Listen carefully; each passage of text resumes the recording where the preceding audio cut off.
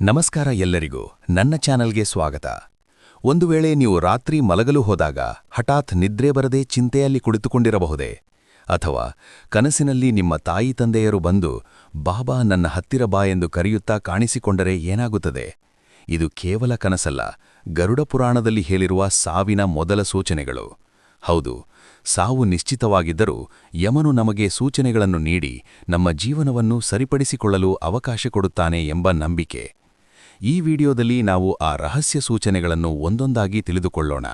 ಆದರೆ ಭಯಪಡಬೇಡಿ, ಇದು ನಿಮ್ಮ ಜೀವನವನ್ನು ಹೆಚ್ಚು ಅರ್ಥಪೂರ್ಣಗೊಳಿಸುವುದಕ್ಕೆ ಸಹಾಯ ಮಾಡುತ್ತದೆ. ನಿಮ್ಮ ಜೀವನದಲ್ಲಿ ಇಂತಹ ಸೂಚನೆಗಳು ಕಾಣಿಸಿಕೊಂಡಿವೆಯೇ? ಕಾಣಿಸಿತ್ತು ಎಂದರೆ ಕಮೆಂಟ್ನಲ್ಲಿ ಹೇಳಿ. ಮತ್ತು ಈ ರಹಸ್ಯಗಳನ್ನು ತಿಳಿಯಲು ಈ ವಿಡಿಯೋ ಕೊನೆಯವರೆಗೆ ನೋಡಿ. ಲೈಕ್ ಮಾಡಿ, ಶೇರ್ ಮಾಡಿ ಮತ್ತು ನನ್ನ ಚಾನೆಲ್ಗೆ ಸಬ್ಸ್ಕ್ರೈಬ್ ಮಾಡಿ. ಬೆಲ್ ಐಕಾನ್ ಪ್ರೆಸ್ ಮಾಡಿ, ಹೊಸ ವಿಡಿಯೋಗಳು ಮಿಸ್ ಆಗದಂತೆ.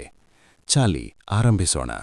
ಮೊದಲು ಒಂದು ಪ್ರಶ್ನೆ: ನಿಮ್ಮ ಹತ್ತಿರದವರೊಂದಿಗೆ ಕಳೆಯುವ ಸಮಯ ಹೆಚ್ಚಿಸಿಕೊಳ್ಳುವ ಆಸೆಯಿದೆ? ಏಕೆಂದರೆ ಇದು ಸಾವಿನ ಮೊದಲ ಸಂಕೇತ. ಹೌದು, ಗರುಡ ಪುರಾಣದಲ್ಲಿ ಹೇಳಿರುವಂತೆ ಸಾವು 15 ದಿನಗಳ ಹತ್ತಿರ ಬಂದಾಗ ಪಿತೃದೇವತೆಗಳು ಕನಸಿನಲ್ಲಿ ಬಂದು ನಿಮ್ಮನ್ನು ಕರೆಯುತ್ತಾರೆ.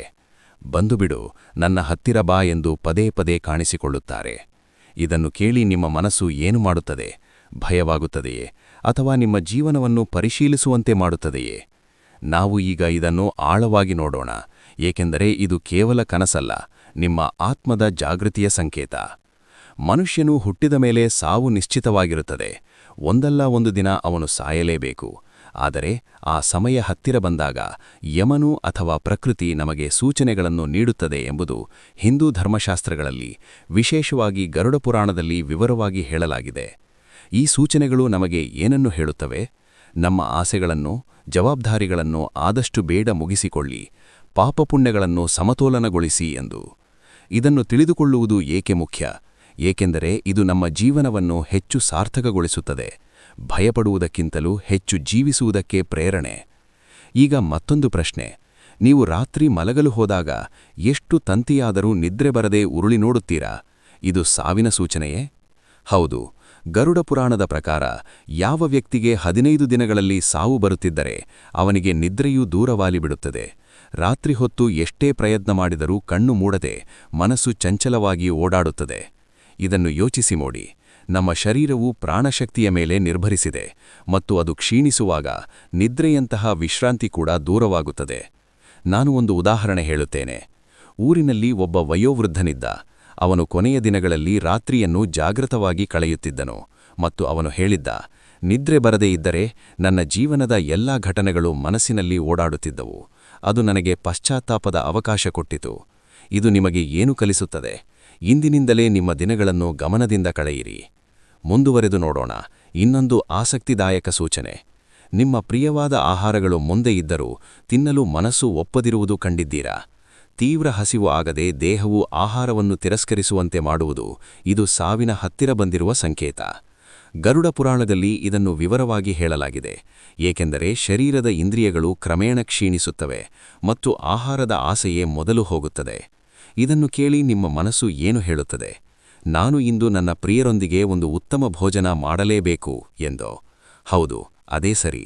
ಜೀವನದ ಪ್ರತಿ ಕ್ಷಣವನ್ನು ಆನಂದಿಸಿ.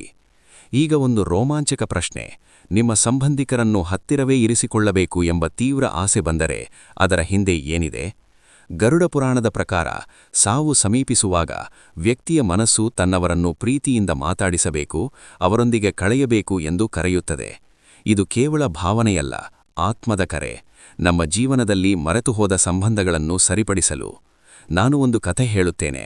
ಒಬ್ಬ ಯುವಕನು ಕೊನೆಯ ದಿನಗಳಲ್ಲಿ ತನ್ನ ಮಗುವಿನೊಂದಿಗೆ ಆಟವಾಡುವ ಆಸೆಯಿಂದ ಕೂಡಿದ್ದ ಮತ್ತು ಅದು ಅವನ ಜೀವನಕ್ಕೆ ಅನನ್ಯ ಸಂತೋಷ ಕೊಟ್ಟಿತು. ನಿಮ್ಮ ಜೀವನದಲ್ಲಿ ಇಂತಹ ಕ್ಷಣಗಳನ್ನು ಹೆಚ್ಚಿಸಿಕೊಳ್ಳಿ, ಏಕೆಂದರೆ ಅವುಗಳೇ ನಿಜವಾದ ಶ್ರೀಮಂತಿಕೆ.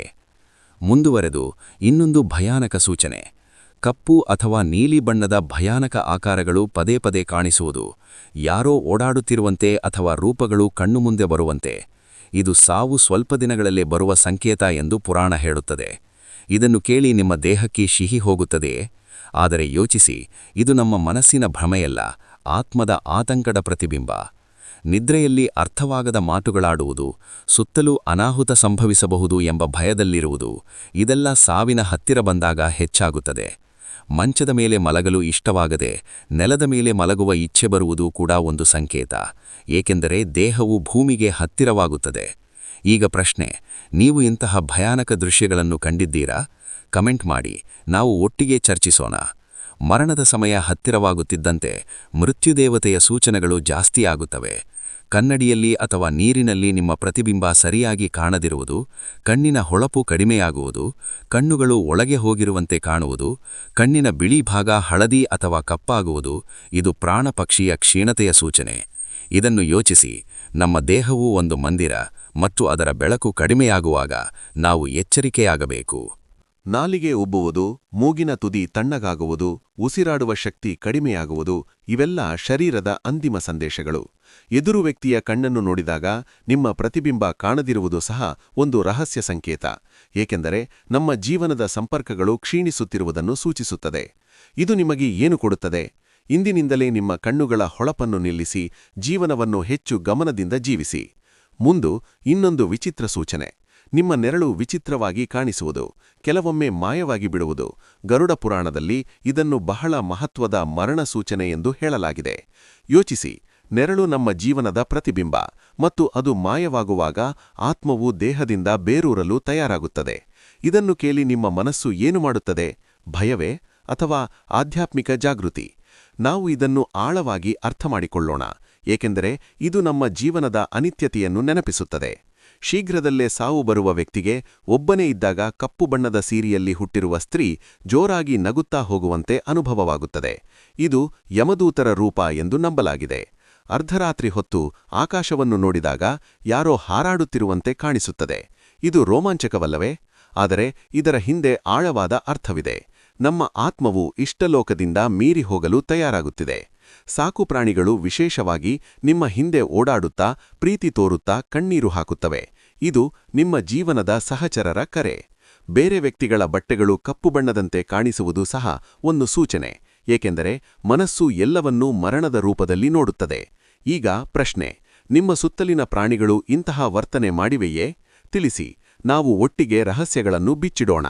ಮುಂದುವರೆದು, ಕಾಗೆಗಳು ನಿಮ್ಮ ಮೇಲೆ ಹಾರಾಡುವುದು ಅಥವಾ ಕೂರುವುದು, ಮನೆಯ ಮೇಲೆ ಕೂಗಾಡುವುದು ಇದು ಶೀಘ್ರ ಸಾವಿನ ಸಂಕೇತವೆಂದು ಪುರಾಣ ಹೇಳುತ್ತದೆ. ಕಾಗೆಗಳ ಗುಂಪು ಮನೆಯ ಮೇಲೆ ಹಾರಾಡಿ ಕೂಗಾಡುವುದು ಮನೆಯಲ್ಲಿ ಯಾರಾದರೂ ಸಾವನ್ನಪ್ಪುತ್ತಾರೆ ಎಂಬ ಸೂಚನೆ. ಇದನ್ನು ಕೇಳಿ ನಿಮ್ಮ ಮನಸ್ಸು ಏನು ಭಾವಿಸುತ್ತದೆ? ಭಯವೇ ಅಥವಾ ಆಧ್ಯಾತ್ಮಿಕ ಜಾಗೃತಿ?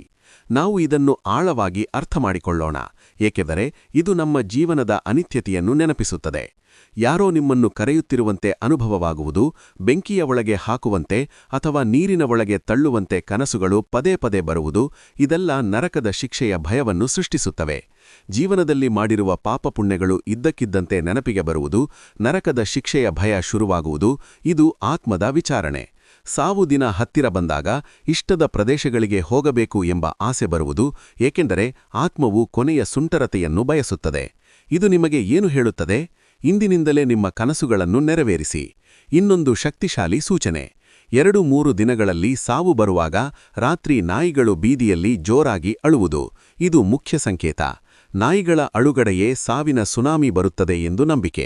ಸತ್ತ ಸಂಬಂಧಿಕರು ಕನಸಿನಲ್ಲಿ ಬಾಬಾ ಎಂದು ಕರೆಯುವುದು, ಏಕಾಂತದಲ್ಲಿ ದೇವರ ಜಪ ಮಾಡಬೇಕು ಎಂಬ ಆಸೆ, ರಾಮ, ಶಿವ, ನಾರಾಯಣ ಹೆಸರುಗಳು ತಾನಾಗಿಯೇ ಬಾಯಿಗೆ ಬರುವುದು ಇದೆಲ್ಲ ಆಧ್ಯಾತ್ಮಿಕ ಕರೆ.